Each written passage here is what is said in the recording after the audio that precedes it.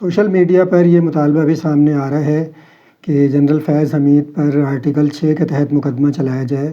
ابھی جو ان کا جنرل فیض حمید کا ٹرائل ہوا ہے وہ پاکستان آرمی ایکٹ کے تحت ہوا ہے۔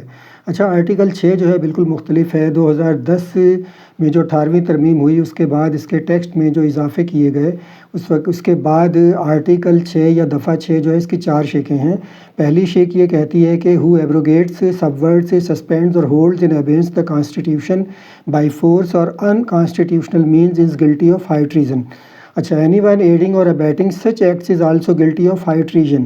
اچھا، اس کے بعد acts of high treason can not be validated by any court. Parliament is responsible for legislating the punishment for high treason. Article 6 میں 2010 میں یہ ترمیم کر دی گئی۔ اب یہ صرف اور صرف جو لوگ آئین کے ساتھ کھلواڑ کرتے ہیں ان کے رہتے۔ اچھا، ہم دیکھتے ہیں کیا جنرل فیض حمید نے آئین کو ایبروگیٹ کیا، سبورٹ کیا، سسپینڈ کیا، یا ہی ہیلڈ دا کانسٹیٹیوشن ان ایبینس، یا بائی فورس انہوں نے ایسا کوئی کام کیا کہ ایبروگیٹ کیا، سبورٹ کیا یا سسپینڈ کیا یا انکانسٹیٹیوشنل طریقے سے۔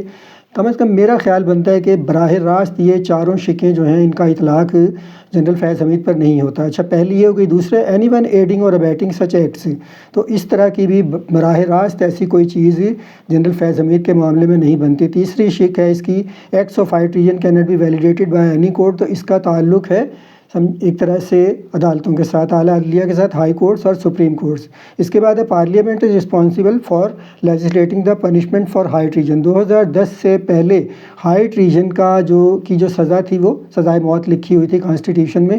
اس کے بعد یہ تبدیل کر دی پارلیمنٹ نے، اور اب جو بھی پارلیمنٹ سزا تجویز کرتی ہے اس کے لیے جس نے بھی آئین کو سبورٹ کیا ہو، تو میرے خیال میں براہ راست یا ڈائریکٹلی جنرل فیض حمید پر ان چاروں شقوں کا، آرٹیکل 6 کی جو 4 شقیں ہیں، ان کا اطلاق نہیں ہوتا ہے۔